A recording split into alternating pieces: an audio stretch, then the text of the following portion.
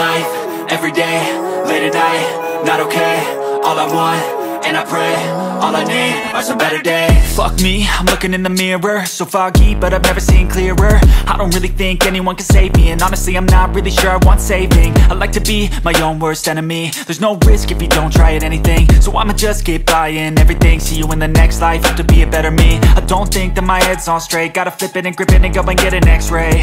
What's wrong with me? I just feel weight pushing on my chest and it squeezes till I suffocate. Better change my mindset, meditate. It's pretty cool that I'm alive and have better days. I could walk, see, hear, I should celebrate. Think I could change my mind, maybe elevate.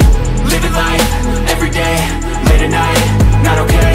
All I want, and I pray, all I need are some better days.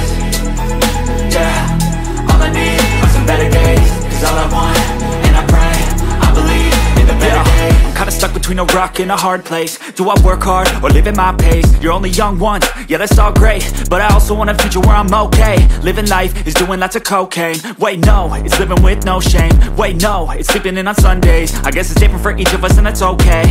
Well I just wanna be happy, how to get there? Glad that you asked me.